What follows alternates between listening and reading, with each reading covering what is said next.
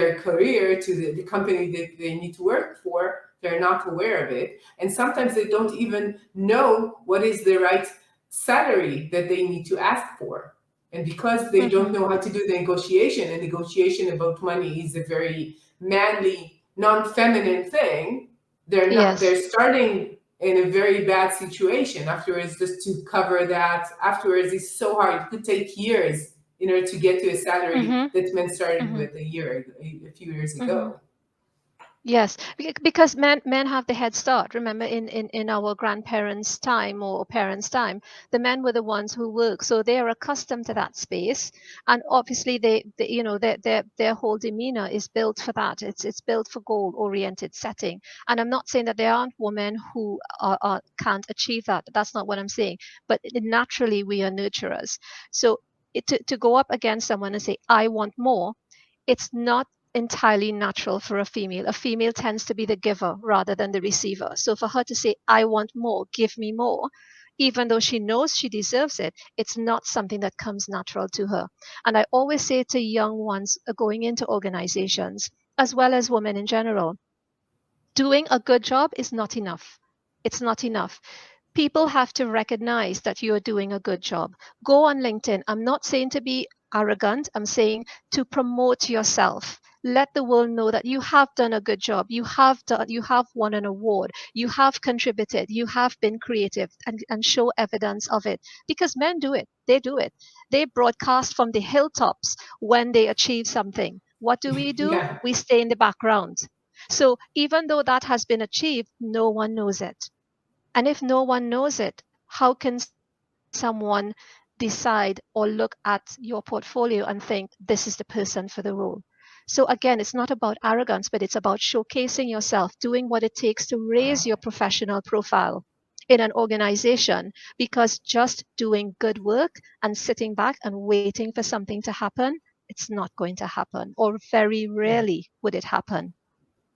Yeah, I think that women in many cases they think because they're doing a very good dedicated work, they think it's No. enough, but actually nobody would come and it's like you're not a victim here.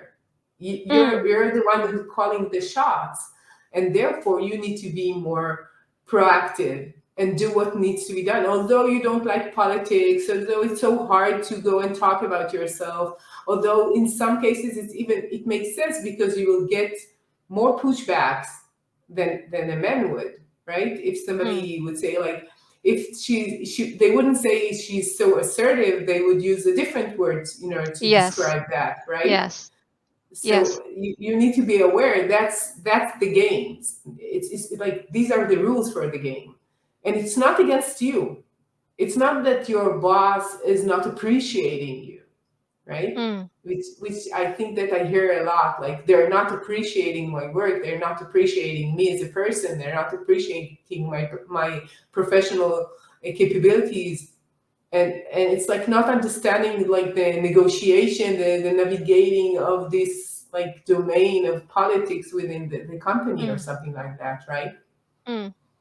Yes, absolutely. And I always say, and again, I say to women in general, who, when someone says to me, I don't want to get involved in the politics, by being in the work environment, you are involved in the politics.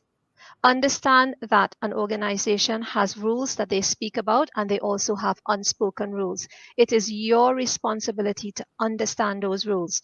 Now, what is the benefit for someone understanding those rules? Because when a female or woman or a person, but we're speaking about women here, when you understand the rules of the game, the way the game is played, you can decide how far to bend those rules. If they can be bent, can they be broken? If so, when, where, how? Or are these rules not in your favor and therefore you need to walk away from it? By understanding the rules of the game, you have the power to decide whether you play and how you play. But you need to understand the rules of the game, both spoken and unspoken, simply because no matter where you go, no matter what level of the organization you are in, by being in the work environment, you are playing the rules. You are Yeah. you are playing that political game. Yeah. So I that's think, just something to bear in yeah. mind. Yeah, I think that women are trying to avoid any kind of conflict whenever they Yes. can, right?